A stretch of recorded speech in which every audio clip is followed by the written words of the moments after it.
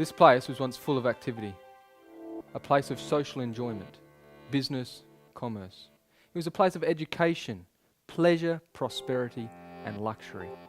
Now, it lies in ruins. This is Babylon City. They never would have thought that this well-fortified city could ever be overthrown. But it was. The Babylonians expected prosperity, but their expectation was wrong. It's always very perplexing when bad things happen to us by surprise and we don't understand why. But when something is expected and understood, it gives the mind stability. The author of the book of Daniel came from a ruined city, and he had an expectation, and this gave him stability of mind. God used this man Daniel to give an expectation to the king of Babylon, showing him what would happen to his kingdom and his beloved city.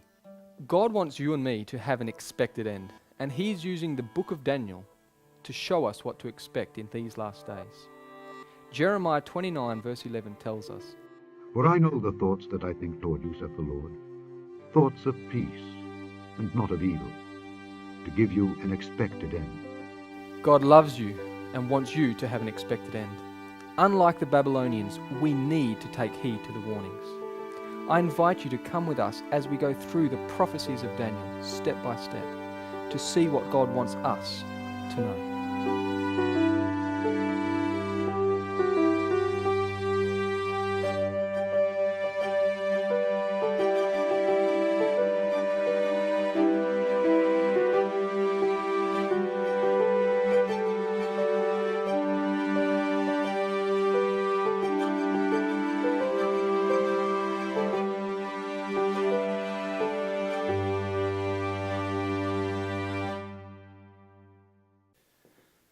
The first thing that we need to understand when studying prophecy is found in 2 Peter chapter 1 and verse 20. Knowing this first, that no prophecy of the Scripture is of any private interpretation. This means that biblical prophecies are not concocted ideas. They are real events that really took place. Therefore, we need the pages of history, we need public knowledge to unlock the prophecies. Before we open the book of Daniel, we need historical context. In the year 760 BC, Assyria was driving for world domination. The capital city, Nineveh. The Assyrians were among the most feared and hated people of ancient times. And because of their wicked deeds, this nation's time was quickly drawing to an end. And as always, God wanted to give a warning before destruction. So God sent Jonah to Nineveh. And you can probably imagine why Jonah did not want to go, considering it was the metropolis of the world, it was crushing nations around it, and Jonah's own country was on their hit list. But after his uncomfortable Mediterranean detour, Jonah did go to Nineveh. And the warning was heeded too. From king to peasant, all repented. And God turned away from the judgment that was to come upon Assyria. This warning was lost sight of. And by 745 BC, Tiglath-Pileser III ascended the throne, and he took Assyria to new heights. The pages of history tell us, Tiglath-Pileser III, king of Assyria, 745 to 727 BC, inaugurated the last and greatest phase of Assyrian expansion. He subjected Syria and Palestine to his rule, and later he merged the kingdoms of Assyria and Babylonia. It was during the reign of Tiglath-Pileser III that Isaiah began his ministry. And God used Isaiah to give a warning to his people of the impending Assyrian invasion.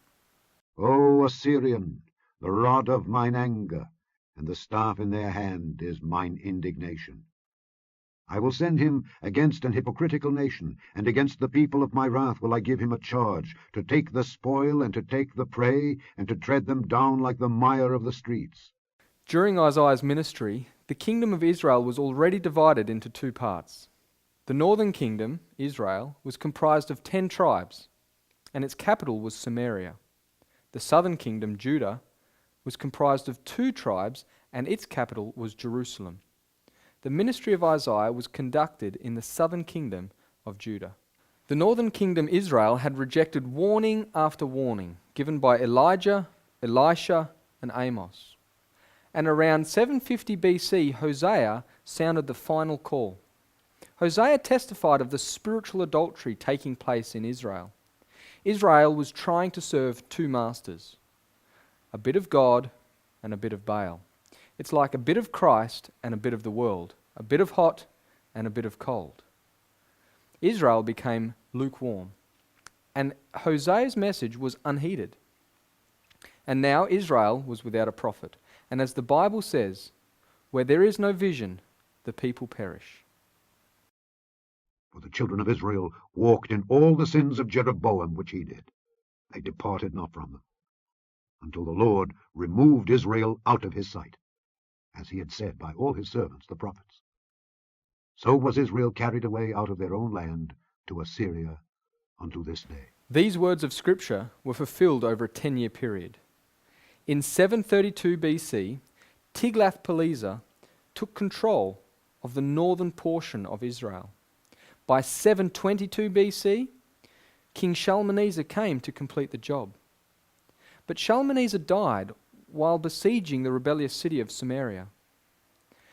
And in the same year, his brother Sargon took control and completed the conquest and scattered Israel, while Judah remained. Therefore thus saith the Lord concerning the king of Assyria, He shall not come into this city, nor shoot an arrow there, nor come before it with shields, nor cast a bank against it. By the way that he came, by the same shall he return, and shall not come into this city, saith the Lord. For I will defend this city, to save it for mine own sake, and for my servant David's sake. Wherever there is great success, there is pride and arrogance. In 705 BC, Sennacherib ascended the throne of Assyria, and in his conquests he came to the city of Jerusalem.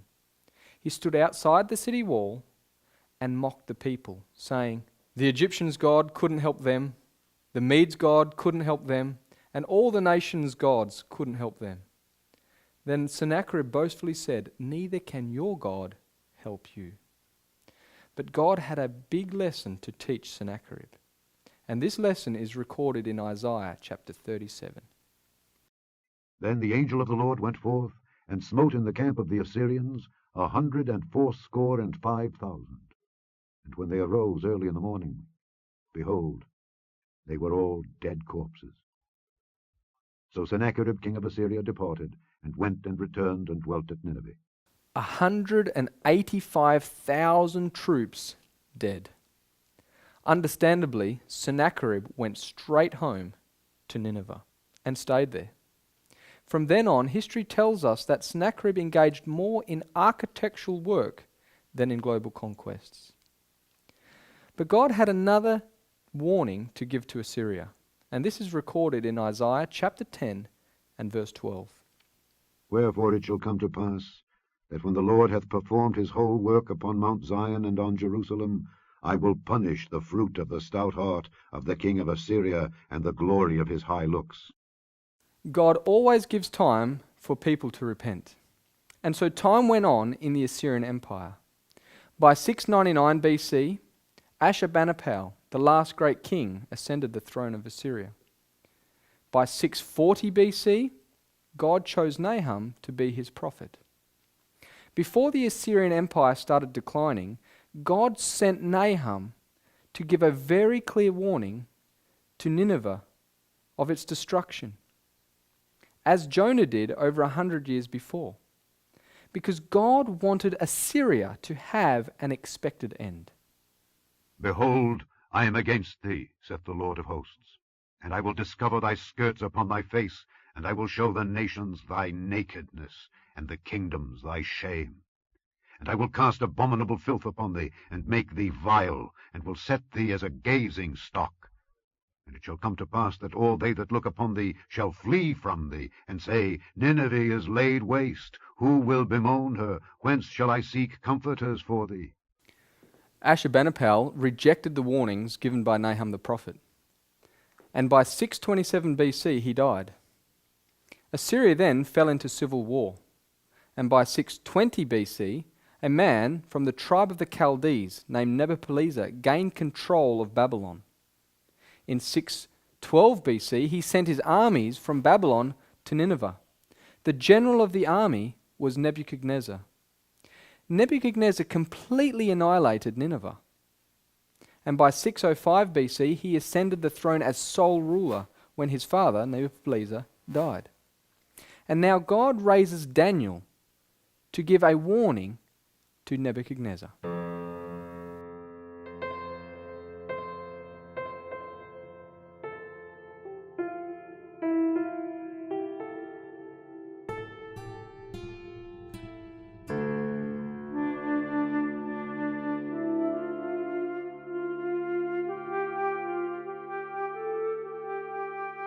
After Nineveh was destroyed in 612 BC, the Assyrian kingdom was divided into three main powers. Media controlled the north and northeast. Babylon controlled Elam and the plains of the Euphrates and the Tigris. Egypt controlled everything west of the Euphrates and North Africa. It was within this division that Egypt controlled that this city, Jerusalem, found herself paying homage to Egypt. The kingdom of Judah became a vassal unto the king of Egypt. This city trusted in Egypt for security, instead of trusting to the Most High that ruleth in the kingdoms of men. The divine record shows us this in 2 Kings 23. And Pharaoh Necho made Eliakim the son of Josiah king in the room of Josiah his father, and turned his name to Jehoiakim, and took Jehoahaz away. And he came to Egypt and died there. And Jehoiakim gave the silver and the gold to Pharaoh, but he taxed the land to give the money according to the commandment of Pharaoh. He exacted the silver and the gold of the people of the land, of every one according to his taxation, to give it unto Pharaoh Necho. The growing power and ambition of Babylon soon led to a clash with Egypt. The Babylonian crown prince Nebuchadnezzar was taking control from his aging father. In 607 BC, Nebuchadnezzar embarks on a military campaign. This campaign took them, among other places, to Carchemish. It was there that the armies of Egypt and Babylon met during 605 BC, which was the 4th year of Jehoiakim's reign over Judah. In this battle at Carchemish, Pharaoh Necho and Nebuchadnezzar fulfilled the words of God in Jeremiah chapter 46. The word of the Lord which came to Jeremiah the prophet against the Gentiles. Against Egypt, against the army of Pharaoh Necho king of Egypt, which was by the river Euphrates, in Carchemish, which Nebuchadnezzar king of Babylon smote in the 4th year of Jehoiakim the son of Josiah king of Judah. The word that the Lord spake to Jeremiah the prophet, how Nebuchadnezzar king of Babylon should come and smite the land of Egypt. Declare ye in Egypt, stand fast and prepare thee, for the sword shall devour round about thee. The Lord of hosts, the God of Israel, saith, Behold, I will punish the multitude of No, and Pharaoh, and Egypt, with their gods and their kings, even Pharaoh, and all them that trust in him. And I will deliver them into the hand of those that seek their lives, and into the hand of Nebuchadnezzar king of Babylon, and into the hand of his servants. Egypt and their allies were overcome and put to flight in a single battle. Nebuchadnezzar stripped Pharaoh of his conquests and drove him back into Egypt. The completeness of this victory is recorded in 2 Kings chapter 24. And the king of Egypt came not again any more out of his land, for the king of Babylon had taken from the river of Egypt unto the river Euphrates all that pertained to the king of Egypt. History tells us that after this victory, Nebuchadnezzar's father died on the 16th of August, 605 BC. Within 3 weeks, Nebuchadnezzar was back into Babylon and ascended the throne as sole ruler, although he was already joint ruler in 607 BC, 2 years before. It was during this military campaign that Nebuchadnezzar came to this city, Jerusalem, and besieged it. It was the 3rd year of Jehoiakim's reign over Jerusalem. This was the accomplishment of the first words of the book of Daniel. In the 3rd year of the reign of Jehoiakim king of Judah came Nebuchadnezzar king of Babylon unto Jerusalem, and besieged it. And the Lord gave Jehoiakim king of Judah into his hand, with part of the vessels of the house of God, which he carried into the land of Shinar to the house of his God, and he brought the vessels into the treasure house of his God. It would have been a hard thing to have lived here and witnessed the terrors of battle, seeing your beloved city and the temple destroyed, the treasures taken, and worst of all, the young, talented children of the royal house taken captive. But God had given Jerusalem a very clear warning of what to expect. He warned them through his prophet Isaiah 107 years beforehand. And this is found in 2 Kings chapter 20. And Isaiah said unto Hezekiah, Hear the word of the Lord. Behold, the days come that all that is in thine house, and that which thy fathers have laid up in store unto this day, shall be carried into Babylon. Nothing shall be left, saith the Lord. And of thy sons that shall issue from thee, which thou shalt beget, shall they take away, and they shall be eunuchs in the palace of the king of Babylon. The Hebrews were taken captive into Babylon in 606 BC. This marks the beginning of the 70-year prophecy spoken by Jeremiah the prophet. As Daniel and his 3 friends went into Babylon, they went via Haran, and thus they retraced the steps that Abraham originally made when he was called out of the land of the Chaldees. These young men would have been greatly discouraged as they went into Babylon. But you can imagine how much comfort they received by the words recorded here in Jeremiah. For thus saith the Lord, that after 70 years be accomplished at Babylon, I will visit you, and perform my good word toward you, in causing you to return to this place. For I know the thoughts that I think toward you, saith the Lord, thoughts of peace, and not of evil, to give you an expected end. Then shall ye call upon me, and ye shall go and pray unto me, and I will hearken unto you. And ye shall seek me and find me, when ye shall search for me with all your heart. And I will be found of you, saith the Lord, and I will turn away your captivity, and I will gather you from all the nations, and from all the places whither I have driven you, saith the Lord. And I will bring you again into the place whence I caused you to be carried away captive.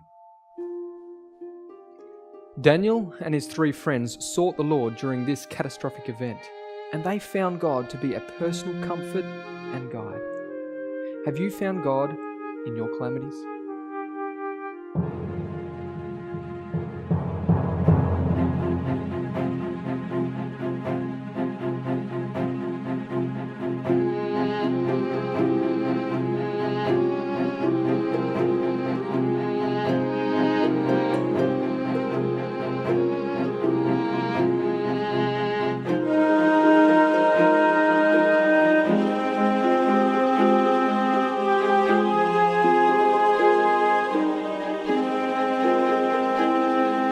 Welcome to Babylon City, the hub of the ancient world. Never before or after has there been a city like this. The Bible calls it the glory of kingdoms, the beauty of the Chaldees' excellency. On entering this city, Daniel and his companions were immediately placed in the Babylonian education system. In 603 BC, their 3rd year, they completed their education, and in the same year entered the service of the king. Nebuchadnezzar was in his 2nd year reign as sole ruler, which was his 4th year reign, according to Jewish chronology, commencing when he was joint ruler with his father. Events occurred that severely tested the integrity of these youthful Hebrews and proved to an idolatrous nation the power and faithfulness of God.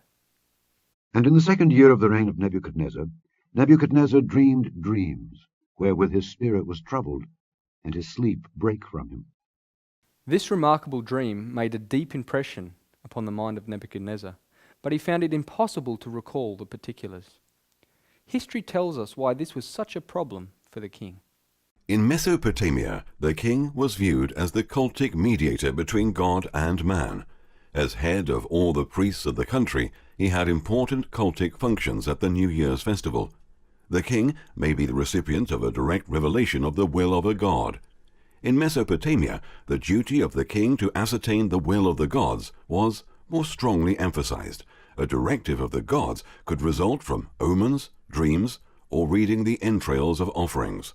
All major undertakings of the king were dependent on directives of the god, who was to be consulted in advance.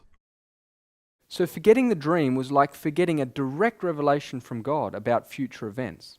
And that's exactly what it was. Then the king commanded to call the magicians and the astrologers and the sorcerers and the Chaldeans, for to show the king his dreams. So they came and stood before the king. The king called for all the spiritualistic groups in Babylon, but not for Daniel and his friends. Why? Because they did not belong to such classes of people. The king offered great rewards for revealing the dream, or a gruesome death for failing to fulfill his demands. The king did not get his request. For this cause the king was angry and very furious, and commanded to destroy all the wise men of Babylon. And the decree went forth that the wise men should be slain. And they sought Daniel and his fellows to be slain. After this decree, Daniel secured extra time from the king. The sacred record tells us that he returned home, informed his companions, and they sought the Lord to unveil the dream to them. Then was the secret revealed unto Daniel in a night vision. Then Daniel blessed the God of heaven. Daniel answered and said, Blessed be the name of God forever and ever, for wisdom and might are his. One thing that Daniel realized in this dream that we also need to realize is that God is the ruling power in the affairs of this world. He sets up kings and removes kings to fulfill his own purpose. Daniel had utmost confidence in what God had shown him. He didn't go to the king asking, Is this your dream? Instead, he gave God thanks for showing him the king's matter. Then Arioch brought in Daniel before the king in haste, and said thus unto him, I have found a man of the captives of Judah that will make known unto the king the interpretation. Daniel declares plainly to King Nebuchadnezzar that the source of all wisdom, knowledge, and understanding of future events doesn't come from him, but comes from the God of heaven, and that the purpose of God in giving him this dream was to reveal what shall be in the latter days. Daniel then related the dream. Thou, O king, sawest, and behold, a great image. This great image, whose brightness was excellent, stood before thee, and the form thereof was terrible. This image's head was of fine gold, his breast and his arms of silver, his belly and his thighs of brass, his legs of iron, his feet part of iron, and part of clay. Thou sawest, till that a stone was cut out without hands, which smote the image upon his feet that were of iron and clay, and brake them to pieces.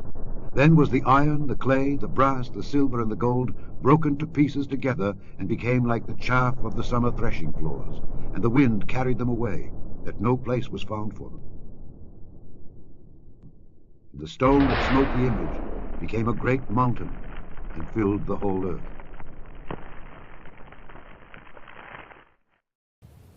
As Daniel related the facts, the dream came fresh to the king's mind. Nebuchadnezzar was an idolater. Therefore, this image was an object which at once commanded his attention and respect. This image is a comprehensive outline of world history. The glorious kingdom of Babylon formed the head of gold. All following kingdoms decreased in splendor but increased in strength, as shown by the grades of metal. First gold, then silver, brass, and iron. In the latter part of the world's history, a marked change was revealed in the iron mixed with clay, and the stone that destroyed these kingdoms and filled the whole earth with its own.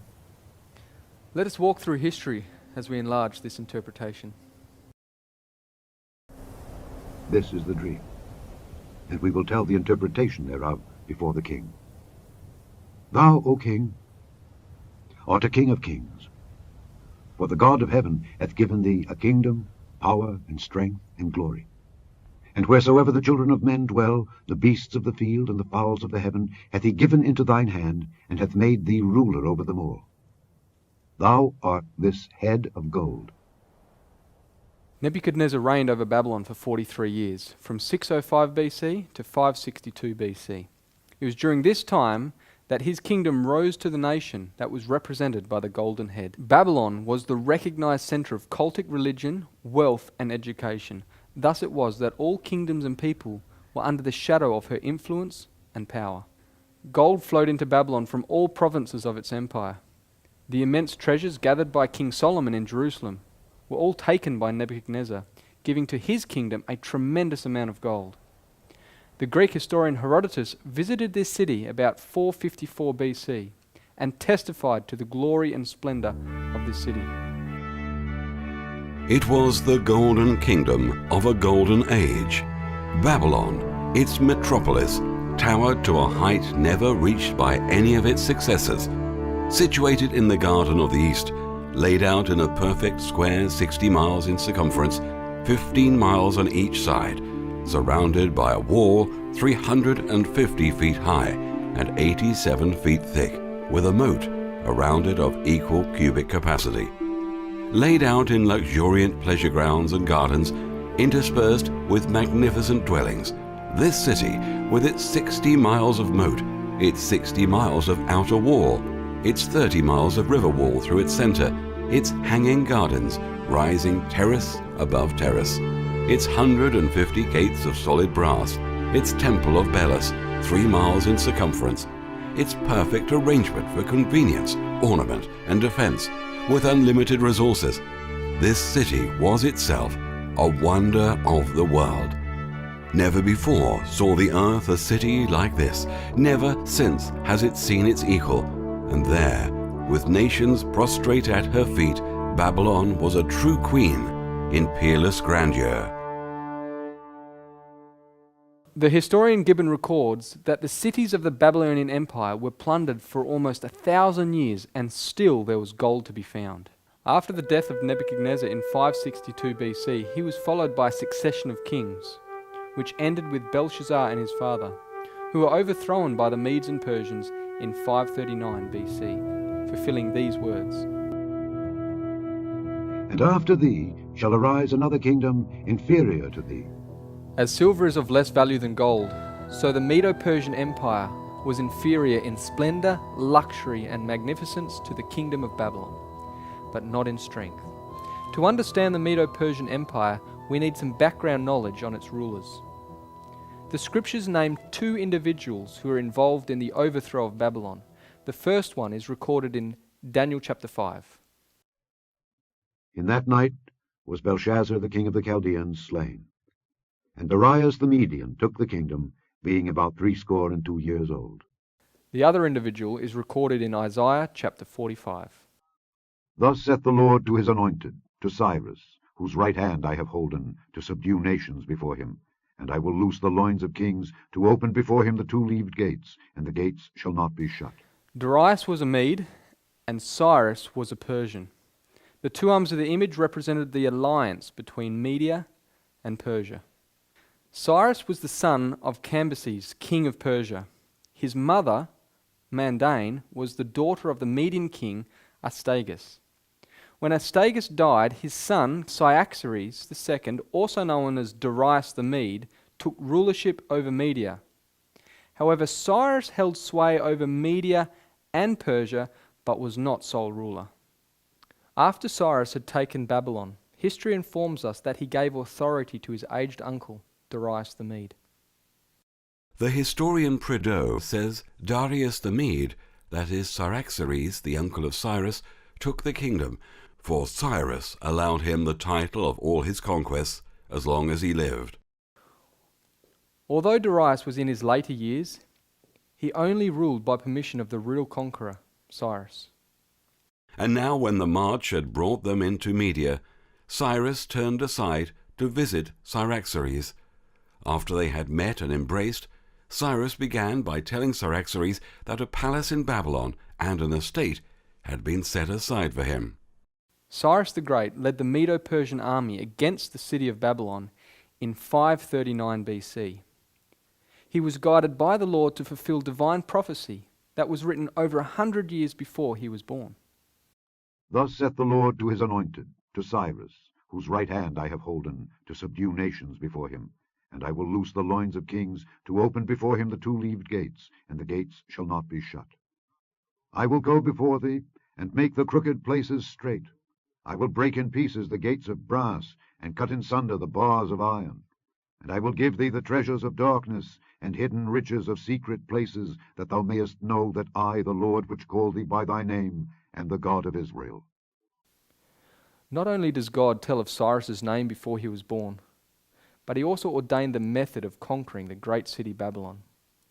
Cyrus diverted the river Euphrates, enabling him to march under the wall and through the gate that was left open. However, by this time the trenches were dug. And Cyrus heard that it was a time of high festival in Babylon, when the citizens drink and make merry the whole night long. As soon as the darkness fell, he set his men to work. The mouths of the trenches were opened, and during the night the water poured in, so that the riverbed formed a highway into the heart of Babylon. When the great stream had taken to its new channel, Cyrus ordered his Persian officers to bring up their thousands, horse and foot alike, the allies to follow in their old order. They lined up immediately, and Cyrus made his own bodyguard descend into the dry channel first, to see if the bottom was firm enough for marching. After Darius had put Daniel in the lion's den, he died in 536 BC, leaving Cyrus sole ruler over the empire. Cyrus was a believer in religious liberty, and in the same year, 536, he made his famous decree allowing the Jews to return home to Jerusalem, undoing what Nebuchadnezzar had done in 606 BC when he first besieged Jerusalem and took the Jews captive into Babylon, thus completing the prophecy spoken by Jeremiah. For thus saith the Lord, that after 70 years be accomplished at Babylon, I will visit you, and perform my good word toward you in causing you to return to this place. After the death of Cyrus, his son Cambyses II ruled for 7 years, from 530 to 523 BC. In 522, his younger brother Smerdis held the scepter for 7 months. Then in 521 BC, Darius the Persian, also known as Darius the Great, ascended the throne. It was under his rulership that the empire answered most fully to the silver of the great image. He also expanded the empire to its height. Darius conducted the introduction of a universal currency, the daric. Darius applied the coinage system as a transnational currency to regulate trade and commerce throughout his empire. Early in his reign, Darius wanted to organize the loosely organized empire with a system of taxation. To do this, Darius created 20 provinces and specified fixed tributes that the satrapies were required to pay in daric. There were 2 types of daric, a gold and a silver. Only the king could mint gold darics. Important generals and satraps minted silver darics, thus making the silver daric the most prevalent by far. The daric was a major boost to international trade. Trade goods such as textiles, carpets, tools, and metal objects began to travel throughout Asia, Europe, and Africa. To further improve trade, Darius built a royal highway, a postal system, and Phoenician-based commercial shipping. During Darius's Greek expedition, he had begun construction projects in Susa, Egypt, and Persepolis. He had linked the Red Sea to the River Nile by building a canal, which ran from modern Zacchaeus to modern Suez in 497 BCE. Darius also built a canal to connect the Red Sea and the Mediterranean. Thus, silver poured into Persepolis, the capital of the empire. This silver-rich kingdom became a true pioneer in global economy. It was this King Darius that gave the second decree to rebuild Jerusalem. After his death, Xerxes, the husband of Queen Esther, became extremely wealthy as a result of this inherited economy. Xerxes was succeeded by Artaxerxes, who gave the third decree to restore and rebuild Jerusalem in 457 BC. After his death, Medo-Persia continued for another 93 years, ending with Darius III, who lost the kingdom to Alexander the Great in 331 BC.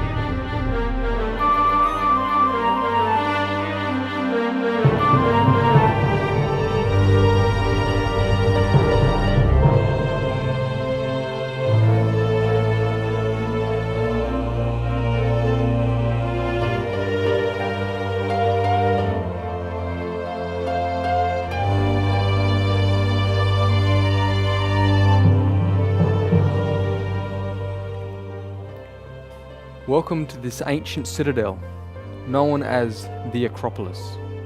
This place was brought to ruins by Xerxes, the husband of Queen Esther, in 480 BC during the Battle of Salamina.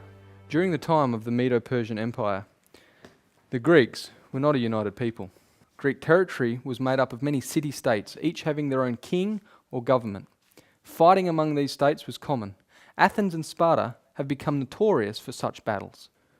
Within the northern state of Macedon, a man named Philip ascended the throne in 359 BC. King Philip II of Macedon united the greater part of Greece through diplomacy and warfare. In 337 BC, he created the League of Corinth. Many of the city-states became members of this league. In 336 BC, he died, leaving a united Greece to his successor and son, Alexander. With this united front, the young king Alexander was now in a position to lead the Greeks to the fulfillment of biblical prophecy. And another third kingdom of brass, which shall bear rule over all the earth. Brass was used by God to represent the Greek Empire, although the brass of the Bible is referring to a copper alloy known today as bronze. Thus we have the three classical metals, gold, silver, and bronze. The Greeks were experts at smelting bronze. The soldiers wore breastplates of bronze, helmets of bronze, carried shields of bronze, and used swords made from bronze. The success of the Greek and Macedonian army was largely found in their leader, Alexander.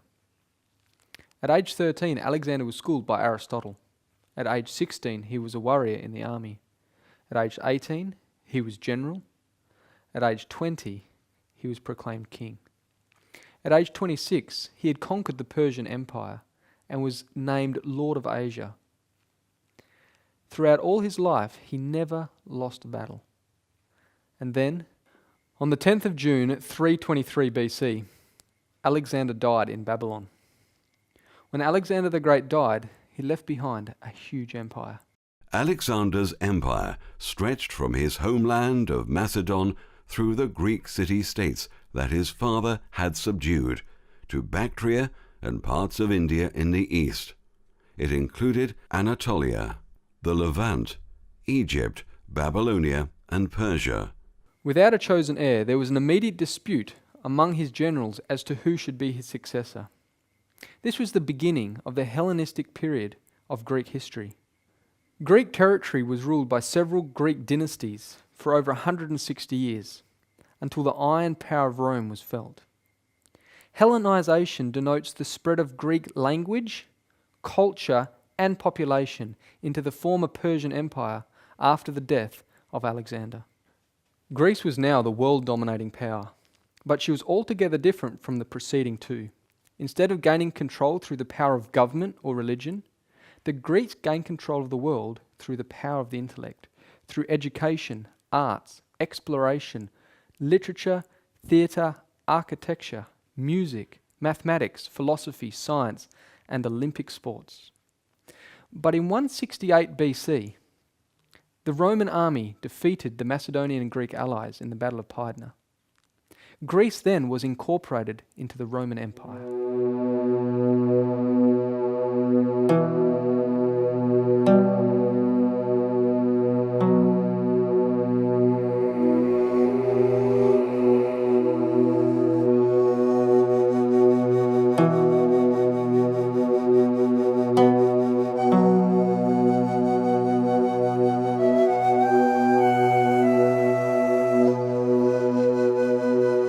So far, God has used metals to represent three kingdoms with perfect accuracy. We will now see why God chose iron to represent the fourth. And the fourth kingdom shall be strong as iron, for as much as iron breaketh in pieces and subdueth all things.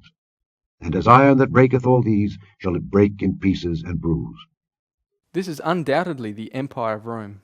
The secular historian Edward Gibbon makes this remarkable statement regarding her iron power. The arms of the Republic, sometimes vanquished in battle, always victorious in war, advanced with rapid steps to the Euphrates, the Danube, the Rhine, and the ocean, and the images of gold or silver or brass that might serve to represent the nations and their kings were successively broken by the iron monarchy of Rome. Rome was the largest and longest lasting of all preceding kingdoms. The iron in the image shows us that Rome will last until the end of Earth's history. However, there are two phases of iron. One is iron alone, the other is mixed with miry clay. This is fulfilled in the pagan Roman Empire and the papal Roman Empire. The political philosopher Thomas Hobbes makes this interesting observation in the 1600s regarding papal Rome. And if a man considers the original of this great ecclesiastical dominion, he will easily perceive that the papacy is none other than the ghost of the deceased Roman Empire, sitting crowned upon the grave thereof, for so did the papacy start up on a sudden out of the ruins of that heathen power. Throughout Roman history, Rome has had 7 differing heads of government. The first were kings ruling the kingdom. Next, Rome became a republic and were headed by consuls, which are 2 elected individuals holding office at the same time. Each consul had veto power over his colleague. The third was called a decemvirate, which is a Latin term meaning 10 men. These elected 10 men held the Roman administration from 451 BC to 449. Another head was called a triumvirate, which is simply a coalition of 3 men in administration. Yet another ruler Rome had were dictators. Dictators were dispersed throughout the history of the Roman Republic. The most famous of these would be Julius Caesar, who was declared perpetual dictator in 45 BC. The 6th head of government, emperors. Emperors differ from kings because an emperor is a king of kings. For example, King Herod was subservient to the emperor of Rome. Also, an emperor rules an empire as opposed to a kingdom. After the Germanic tribes dominated Rome, Rome was finally ruled by popes. Still today, the seat of the papal Roman Empire is located in the city of Rome. Rome began as a kingdom in around 753 BC. The first king was Romulus, who founded the city and named it after himself. The last king was an Etruscan king named Lucius Tarquinius Superbus.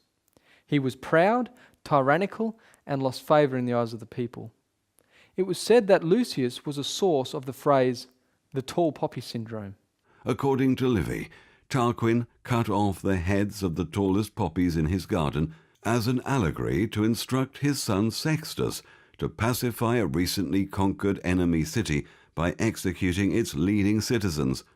This is one of the many stories which leads to the modern expression of tall poppy syndrome to describe the phenomenon of tearing down individuals who rise too far above the majority. After Sextus violated a Roman noblewoman, the Tarquin family were removed from power and driven out by Roman aristocrats in 509 BC. At this time, the Roman Republic was formed. It was under the Republic that Rome came to be as strong as iron. Rome's expansion of territory commenced with the domination of the Italian peninsula. Rome then turned her eyes across the Mediterranean and fought 3 wars against their North African rival Carthage. These were known as the Punic Wars. It was during the Second Punic War that King Philip V of Macedon made an alliance with Carthage's general, Hannibal. This annoyed Rome, so Rome then took on these 2 powerful kingdoms at the same time, Carthage in the west and Macedon in the east.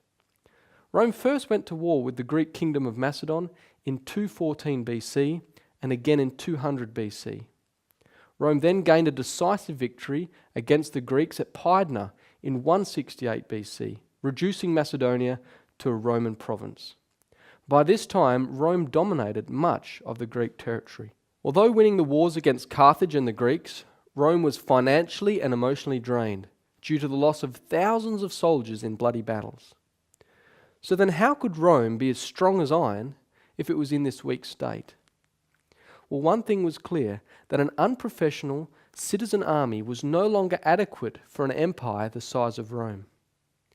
Gaius Marius, a statesman and general of the Roman Republic, initiated a group of military reforms which profoundly shaped the future of the Roman power. Up until this time, the Roman army was made up of the wealthier, land-owning citizens of Rome. It was a seasonal army, so it was formed only when the need arose. Each soldier had to provide their own equipment. This all became a dutiful exercise to defend their land and increase the borders of the Roman Empire. But the policies of Marius, which greatly improved the military, hinged upon the selfishness of the human heart. Here are some of the reforms. In 30 BC, the imperial Roman army was established. All Roman citizens who joined the army, including the poor, were paid well for their service. Thus it became a career. For the first time, the Roman state provided equipment to all, giving uniformity to their force. Each soldier was equipped with a short iron sword called a gladius, a spear called a pilum, iron chest armor, and a long rectangular shield. The soldiers were offered inducements and bonuses through spoils gained in conquering new territory.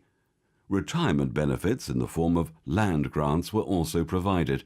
This was very enticing for the landless poor citizens of Rome. They were required to enlist for some 20 years of full military service, but many served as long as 30 to 40 years, thus giving Rome a standing professional army. Can you see how these policies played on human greed? For many of the soldiers, it was all about personal gain. Look at what the prophet John the Baptist had to say to these Roman soldiers. And the soldiers likewise demanded of him, saying, And what shall we do? And he said unto them, Do violence to no man, neither accuse any falsely, and be content with your wages.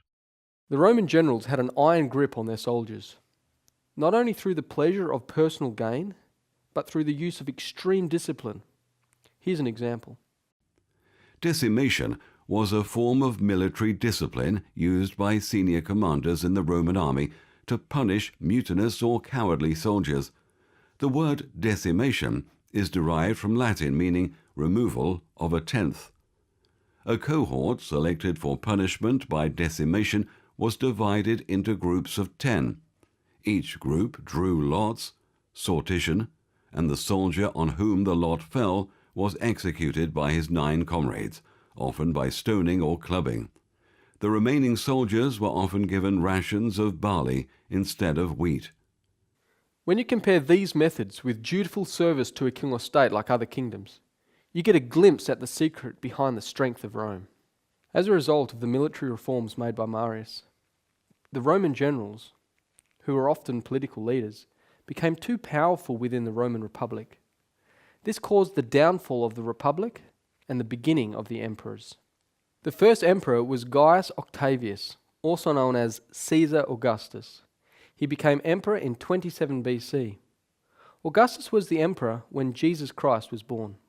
His successor, Tiberius Caesar, was emperor during Christ's crucifixion, resurrection, and ascension. Augustus also played on the base nature of man through pleasure and fear in order to have an iron control not only over the military, but also over the populace of the Roman Empire. At this point in Roman history, unemployment was high. Large agricultural estates were supported by government grants, and these estates exploited slave labour from conquered lands. Small farms couldn't compete and gradually went out of business. This caused an influx of the unemployed into the cities. Augustus maintained control of these idle citizens through the pleasure and fear principle. The Emperor Augustus was well aware of this risk and was keen to keep the poorest plebeians happy enough and reasonably well fed so that they would not riot. He began the system of state bribery that the writer Juvenal described as bread and circuses. Free grain and controlled food prices meant that plebeians could not starve, while free entertainment such as chariot races and gladiators in amphitheatres and the Circus Maximus meant that they would not get bored and restless. Bribery it may have been, but it often worked. Bread and circuses gave the people an addiction to the Western lifestyle that Rome promoted. Rome built many entertainment centres in order to keep the masses amused. About 230 Roman amphitheatres have been found across the area of the Roman Empire. They were used for events such as gladiator combats, chariot races, venations, or animal slayings, and executions. Amphitheatres are distinguished from circuses, from hippodromes, which were usually rectangular and built mainly for racing events, and from stadia built for athletics. Imperial amphitheatres comfortably accommodated 40,000 to 60,000 spectators, or up to 100,000 in the largest venues, and were only outdone by the hippodromes in seating capacity. Rome also employed capital punishment as a penalty for disobedience or rebellion. The Apostle Paul was charged before the Roman government for being a ringleader of a worldwide uprising. For we have found this man a pestilent fellow, and a mover of sedition among all the Jews throughout the world, and a ringleader of the sect of the Nazarenes. Consequently, Paul was brought before Nero in Rome and was beheaded for his Christian faith. Nero marks the beginning of the Christian persecution. These persecutions, beginning under Nero about the time of the martyrdom of Paul, continued with greater or less fury for centuries. Christians were falsely accused of the most dreadful crimes and declared to be the cause of great calamities. As they became the objects of popular hatred and suspicion, informers stood ready, for the sake of gain, to betray the innocent. They were condemned as rebels against the empire, as foes of religion, and pests to society. Great numbers were thrown to wild beasts or burned alive in the amphitheatre.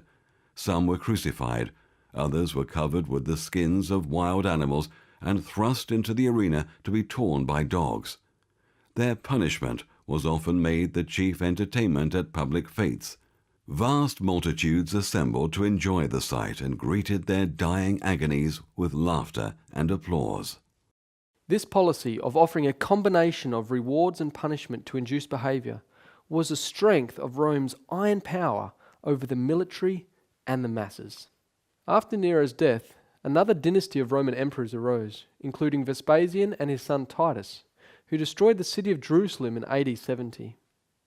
Rome then continued for another 235 years until the reign of Constantine, which saw the empire divide, the capital city relocate, and a new state religion introduced. From Constantine onward, the Roman Empire was never the same again. Foreign elements were introduced, and the iron began to be mixed with miry clay. And whereas thou sawest the feet and toes, part of potter's clay and part of iron, the kingdom shall be divided. But there shall be in it of the strength of the iron, forasmuch as thou sawest the iron mixed with miry clay. This prophecy of the division of the Roman Empire began as fulfillment during the 3rd century AD. The Roman army was struggling to maintain the large borders of its empire. Due to internal and external pressures, Rome lost control of a significant portion of its eastern territory to the powerful trading city of Palmyra. By 271 AD, the Palmyran Empire controlled a large portion of Asia Minor, spreading all the way down to Egypt. At the same time, the western frontier fell to a mutinous Roman army, which established their kingdom known as the Gallic Empire, which held sway over Gaul, Spain, and Britain. In 270 AD, during the height of this crisis, Emperor Aurelian emerged. After protecting the northern frontier against barbarian invaders, Aurelian restored Roman power in the east by conquering Palmyra in a series of battles in 272 AD. In the following year, Aurelian marched to Gaul to reclaim its western territory. In 274 AD, he defeated the Gallic Empire, ending the Roman crisis. However, Rome's instability continued. In 285 AD, Diocletian endeavoured to restore Rome's former strength and stability by dividing the power of government between 4 emperors, 2 senior emperors and 2 junior emperors. Diocletian, as senior emperor, ruled the east from Nicomedia, while Maximian, also a senior emperor, ruled the west from Milan. Galerius, a junior emperor, controlled Illyricum from Thessalonica. And Constantius, also a junior emperor, had power over Gaul and Britain from Trier. However, naming numerous emperors led only to more civil wars, making it easier for the barbaric tribes to invade. In 305 AD, Diocletian retired, and over the next 2 years, 8 emperors began to fight for supremacy, bringing Rome near total collapse. However, Rome could not collapse at this point. if the prophecy of the iron and clay was to be fulfilled. Important changes needed to take place before Rome could be divided. Divine providence solved this crisis. After Diocletian retired, Maximian followed suit. The two former junior emperors, Galerius and Constantius, became senior emperors in the east and west respectively. Severus was junior emperor to Constantius in the west, and Maximinus II was junior emperor to Galerius in the east. The following year, 306 AD, Constantius died in Britain, and his son Constantine was then proclaimed emperor by his father's army. However, this conflicted with Severus's new position as senior emperor in Rome. This news provoked Maxentius, son of Maximian, to proclaim himself as emperor in Rome also. Maxentius then called on his father to leave retirement to be co-emperor with him, and this he did. Maxentius and his father killed Severus to secure their position.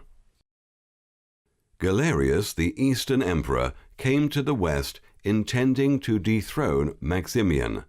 Galerius then appointed Licinius as emperor in the east, giving Rome 6 emperors once again. Constantine then captured Maximian, who afterward hanged himself.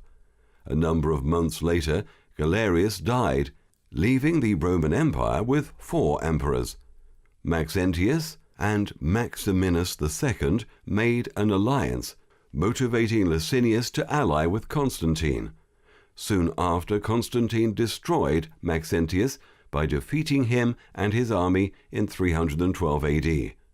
Months later, Licinius defeated Maximinus and his army, which led Maximinus to commit suicide, leaving only 2 emperors in power.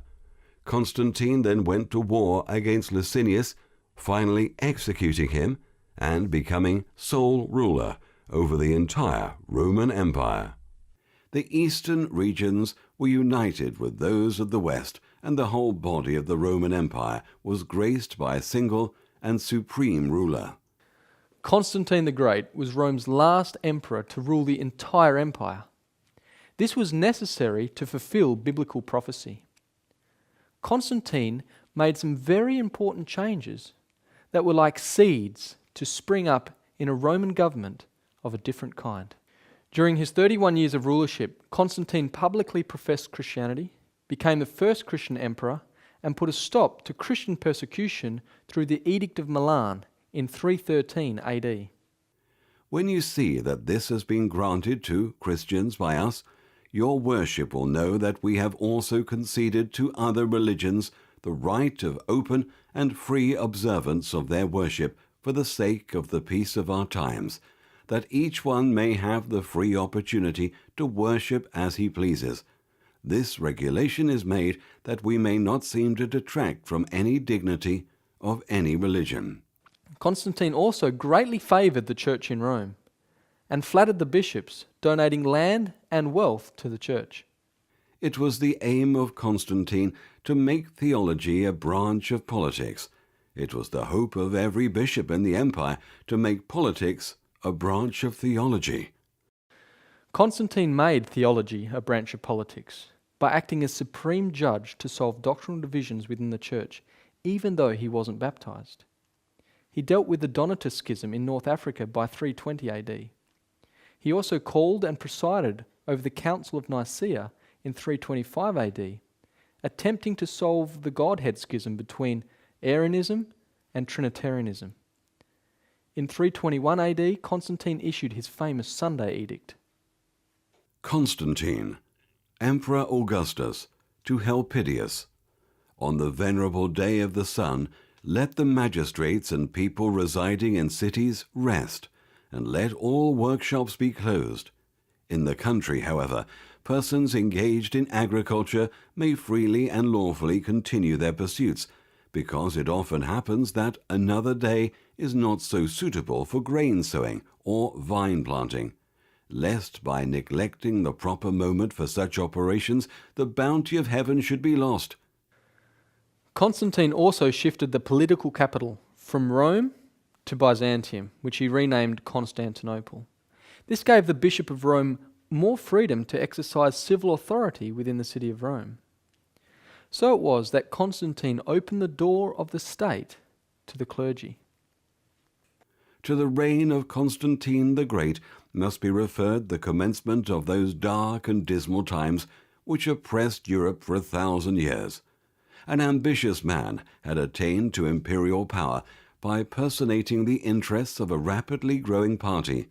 The unavoidable consequences were a union between the church and the state, a diverting of the dangerous classes from civil to ecclesiastical paths, and the decay and materialization of religion.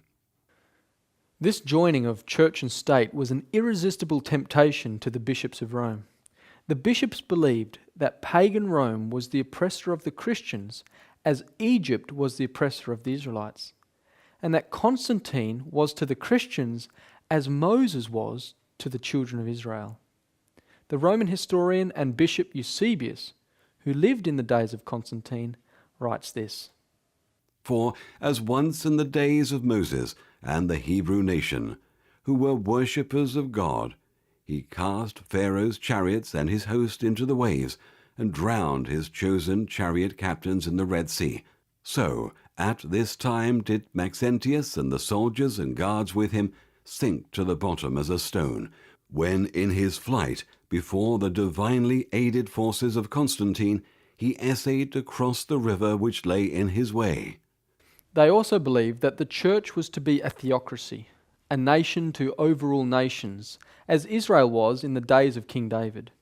This idea appears clear and full in Eusebius's book, The Life of Constantine. Furthermore, the bishops believed that this new theocracy would be governed by the church officers. Accordingly, the bishops considered themselves as invested with a rank and character similar to those of the high priest among the Jews, while the presbyters represented the priests and the deacons the Levites. This is how the Bishop of Rome became known as the High Priest, or in Latin, Pontificus Maximus. With the combination of Constantine joining church and state with the erroneous beliefs of the bishops, the seed was firmly sown that would spring up as papal Rome. With Constantine's life work complete, he died in 337 AD. The old Roman Empire could now descend into division. The kingdom shall be divided. Now we will consider the history that fulfills this prophecy. The northern borders of the Roman Empire were the Rhine and Danube rivers. Julius Caesar named the regions east of the Rhine Germania. Within these regions lay a multitude of ethnic tribes. All these tribes have become known as the Germanic tribes. The Romans called them barbarians. Among these were the Angles, the Jutes, the Saxons, the Thuringians, the Vandals, the Suevi, the Burgundians, the Franks, the Alemanni, the Visigoths, the Ostrogoths, the Gepids, the Heruli, the Lombards, and the list goes on. For decades, various barbaric tribes were making continual incursions into Roman territory. The Roman army maintained the borders until the Huns appeared in Europe. The Huns were a savage nomadic people who originated from China. As the Huns moved toward the Germanic tribes, this ignited the great migration of the Germanic peoples into the weak Roman Empire. This was only about 25 years after Rome was divided between Constantine's three sons. In 351 AD, the Franks and Alemanni crossed the Rhine, never to return. The Alemanni settled in Agri Decimates, from the river Main to Lake Constance. They spread to the regions of Alsace-Lorraine and extended to Seine by 455 AD. The Franks settled in Gaul and extended to Somme and Seine by 455 AD. These two tribes are the roots of modern-day France and Germany. The territory of these two great confederacies, the Franks and the Alemanni, is constantly spoken of by contemporary writers as Francia and Alemannia. We feel that we are standing on the verge of modern history when we recognize in these two names the France and the Alemannia of the French newspaper of today. Though other elements have been abundantly blended with each confederacy, it is not altogether forbidden us to recognize in these two barbarous neighbors of the Roman Empire in the 4th century the ancestors of the two mighty nations which in our own day met in thunder on the plains of Gravelotte. As the Huns pushed into Europe in 370 AD, fear fell on all the barbaric tribes. As warriors, the Huns inspired almost unparalleled fear throughout Europe. They were amazingly accurate mounted archers, and their complete command of horsemanship, their ferocious charges and unpredictable retreats, and the speed of their strategical movements brought them overwhelming victories. As the Huns advanced into Germania, many tribes were forced aside like the bow wave of a ship. The Alani were dispersed and joined other Germanic tribes. The Huns drove the Ostrogoths, or the Eastern Goths, upon the Visigoths, or Western Goths, who were hemmed in by the Danube, but compelled to cross it into Roman territory in 376 AD. As a band of refugees, the Visigoths looked to the Eastern Roman Emperor for safety. After many years of cruel treatment at the hand of the Eastern Empire, the Visigoth king Alaric arose in 395 AD. Alaric led his people through Pannonia and into Milan by 408. Next, he advanced down the peninsula and sacked Rome in 410 AD. The Visigoths then moved into southern Gaul and finally settled in Spain by 466 AD. Their depredations culminated in the sack of Rome in 410. In the same year, Alaric died and was succeeded by Ataulfus, who led the Visigoths to settle first in southern Gaul, then in Spain. Not only the Goths, but other Germanic tribes could not withstand the rapid progress of the Huns. The Burgundians, Vandals, Suevi, and the Alani temporarily united, and on December 31, 406 AD, this confederacy crossed over the frozen Rhine and entered into Roman territory. The victorious Confederates pursued their march, and on the last day of the year, 406, in a season when the waters of the Rhine were most probably frozen, they entered, without opposition, the defenceless provinces of Gaul. This memorable passage of the Suevi, the Vandals, the Alani, the Burgundians, who never afterwards retreated, may be considered as the fall of the Roman Empire in the countries beyond the Alps, and the barriers which had so long separated the savage and the civilized nations of the earth were from that fatal moment levelled with the ground.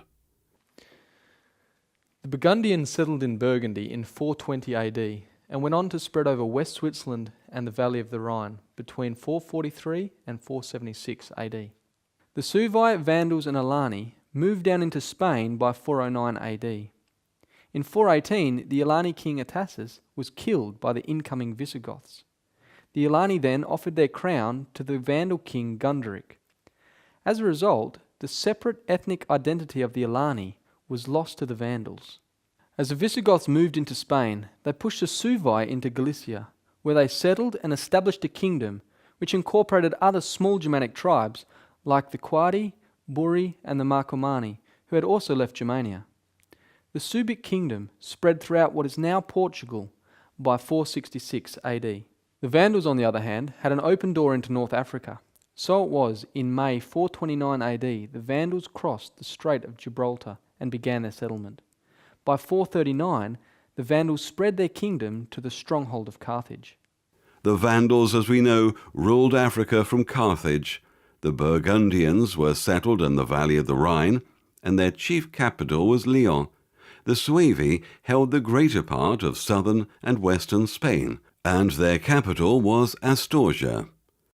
While Spain was being overtaken, Rome pulled back its troops from Britain by 409 AD in order to protect territory closer to Rome. This action made the Roman British people vulnerable. Some Celtic tribes immediately took advantage of this situation. The Picts invaded from the north and the Scots from the west. However, the Celtic people were about to meet their match. A number of Germanic tribes had their sights set on Britain. The Saxons were invited by the Britons to help fend off the Picts and the Scots. So it was that the Saxons arrived on British soil. They came by invitation of Vortigern, king of the Britons. The king gave them land in the southeast of the country, on condition that they should fight against the Picts, and they did fight, and had the victory wheresoever they came. And then they sent for the Angles, and told them of the worthlessness of the people, and the excellences of the land. This is the Saxon narrative.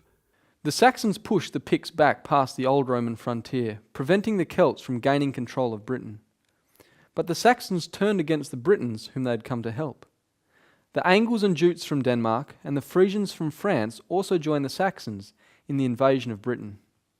The native Britons were then pushed into the southwestern corner, known today as Wales. The Angles and Saxons then dominated the British island.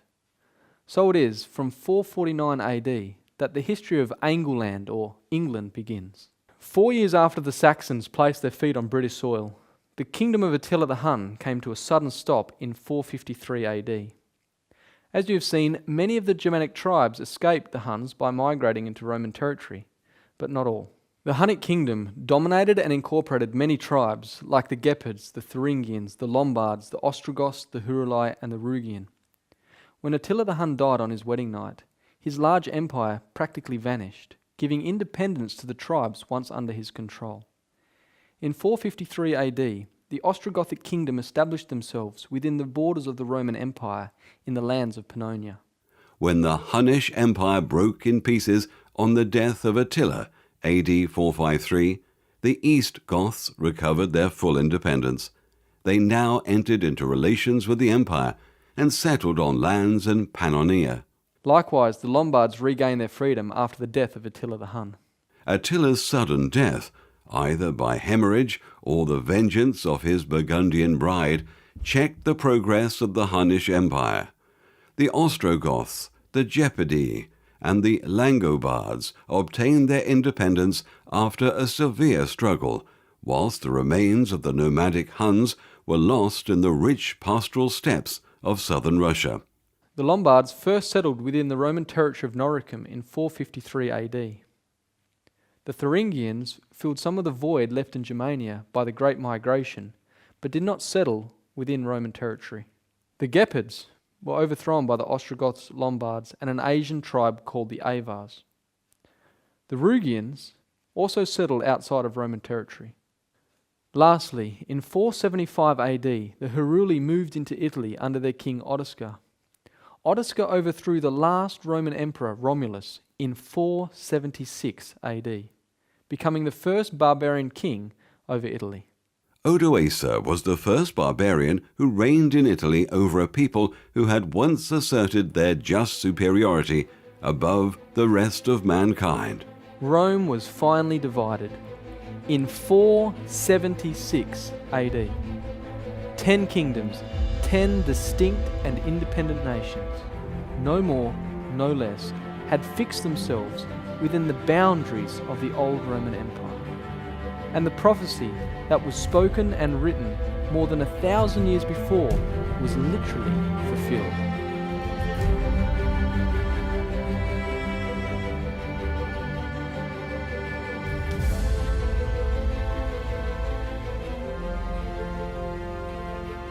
Although Rome lost its territory to the various nations of Europe, it regained its territory in the hearts and minds of mankind.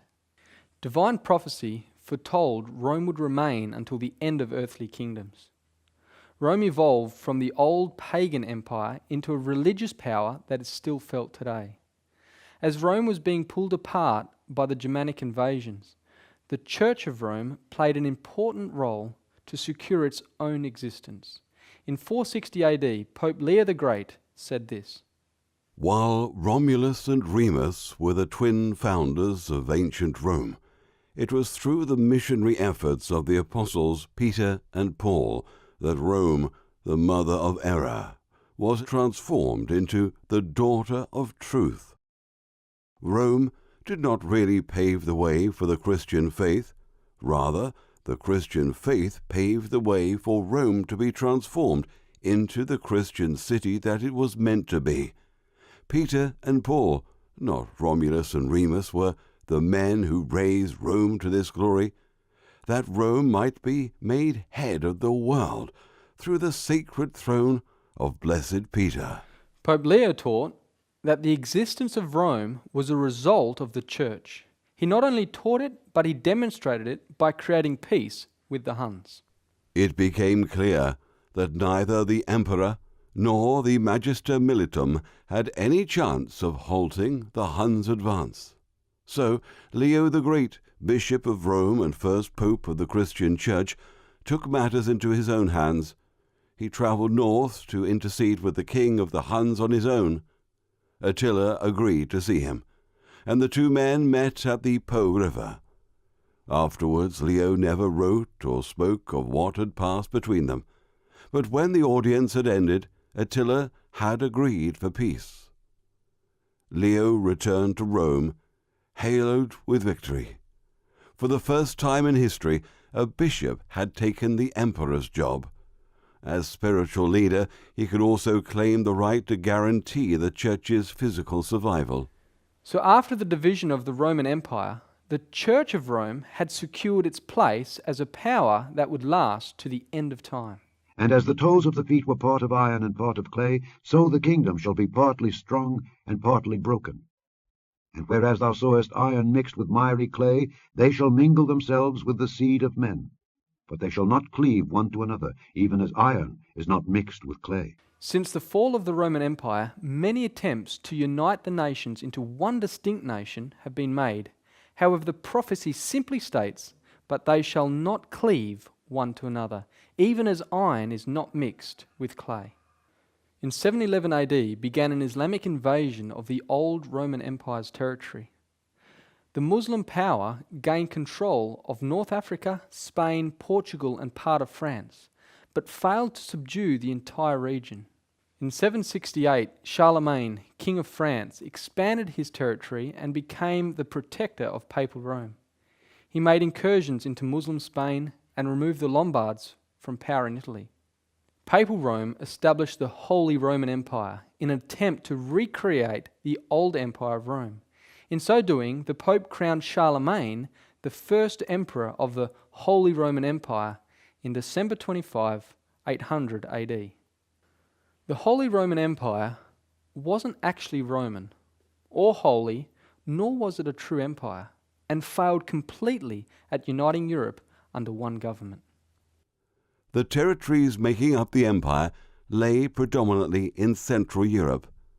At its peak in 1050, under Emperor Henry III, it included the Kingdom of Germany, the Kingdom of Bohemia, the Kingdom of Italy, and the Kingdom of Burgundy. The last Holy Roman Emperor was Francis II, who abdicated and dissolved the empire in 1806 during the Napoleonic Wars. In 1554, Spain emerged as a dominant power under King Philip II. Through marriage, wars, and diplomacy, King Philip gained power over a large portion of Europe. While King of Spain, he became King of Portugal. Through marriage to Queen Mary, he became King of England, Ireland, and claimed to be King of France. He was heir of the Duchy of Burgundy and was lord of 17 provinces of the Netherlands, plus many other titles. When his wife Queen Mary died, he lost his kingship over England. After being rejected by Queen Elizabeth I for marriage, he attempted to regain his power by sending the invincible Spanish Armada against England. The Spanish Armada was pushed north by the English fleet and was shipwrecked off the west coast of Ireland by a violent storm, destroying Spain's chance of uniting the various nations under one flag. Napoleon was the next to attempt the uniting of Europe. In 1814, his borders reached their extent. However, as with the Spanish Armada, his plans were thwarted by bad weather. In 1814, his army was defeated at the Battle of Waterloo. Not long after Napoleon, Queen Victoria of England came to power and eventually became known as the grandmother of Europe. She and Prince Albert had 9 children, and most were married off to other European royal families. Victoria had 42 grandchildren, and a number of them held the crown of European nations. King George V of the UK, Wilhelm II, German Emperor and King of Prussia, Sophia, Queen of Greece; Maud, Queen of Norway; Alexandra, Empress of Russia; Marie, Queen of Romania. It is said all European nations were elated by 1914, and although they shall mingle themselves with the seed of men, it was no help when the First World War started. They simply shall not cleave one to another. In more recent times, Adolf Hitler almost spread the German nation across all of Europe. From 1939, Hitler overran nation after nation, his empire reaching its height in 1941 to 42. Again, God's providence stepped in, and a freezing winter crippled his army and caused the death of over 1 million troops, making it one of the most catastrophic military failures in history. His army never recovered and was soon crushed by English and American forces. Even on a diplomatic level, true unification has proven impossible. In 1993, the European Union began, but has not consolidated the nations into one cohesive empire. It's important to note that the kingdoms of Europe have extended their influence over the entire world. England took a quarter of the world at its peak. Spain was not far behind, and through the United States, much of the world is heavily influenced by European culture. Germany, France, Portugal, and the Netherlands also made many colonies over the world. It is clear that the division of the Roman Empire has influenced the entire world as we know it. Although there is talk about a one-world government, this will never fully come to fruition. It has failed in the past, it will fail in the future, because the prophecy is clear, but they shall not cleave one to another, even as iron is not mixed with clay.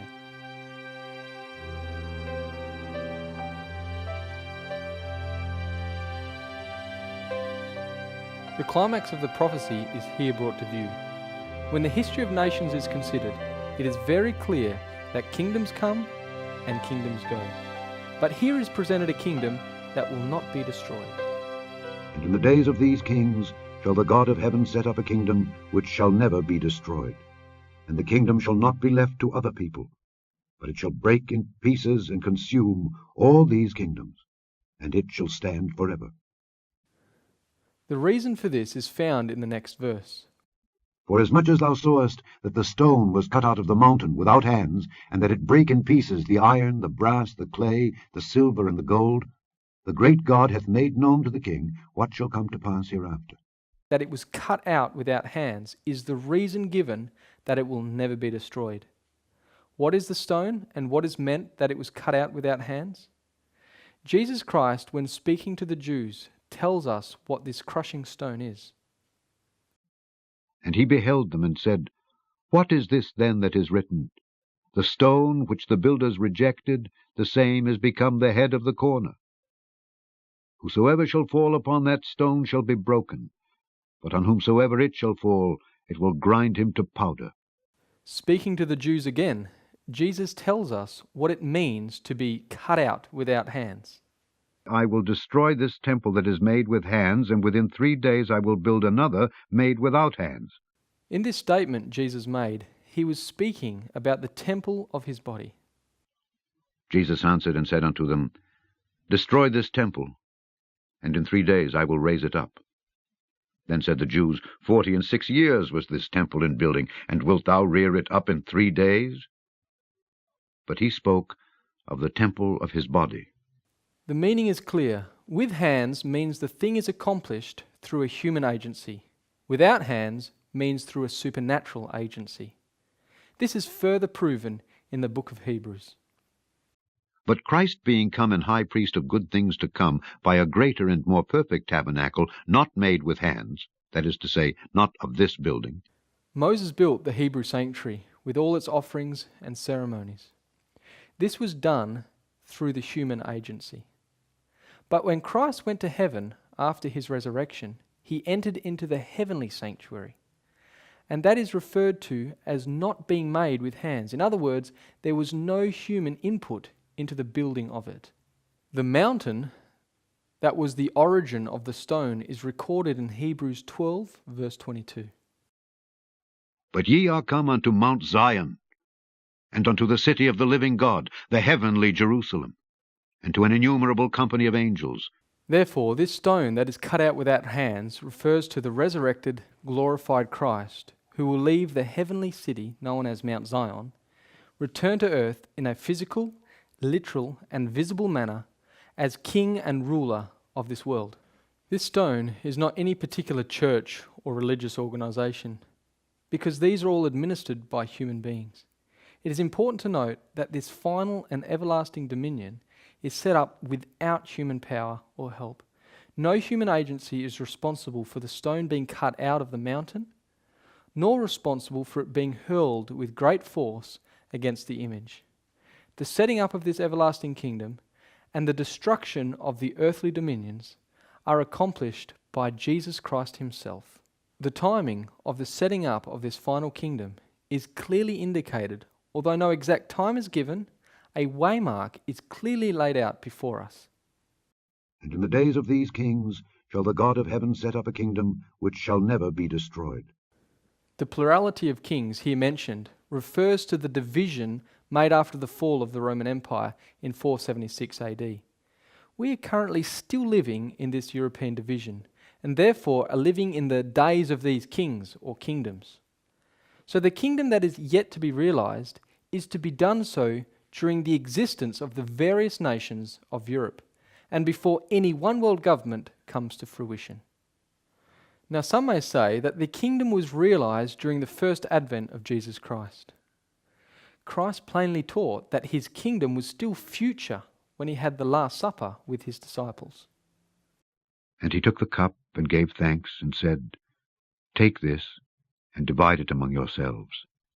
For I say unto you, I will not drink of the fruit of the vine until the kingdom of God shall come. Again, Christ did not set up this kingdom before his ascension. When they therefore were come together, they asked of him, saying, Lord, wilt thou at this time restore again the kingdom to Israel? And he said unto them, It is not for you to know the times or the seasons which the Father hath put in his own power.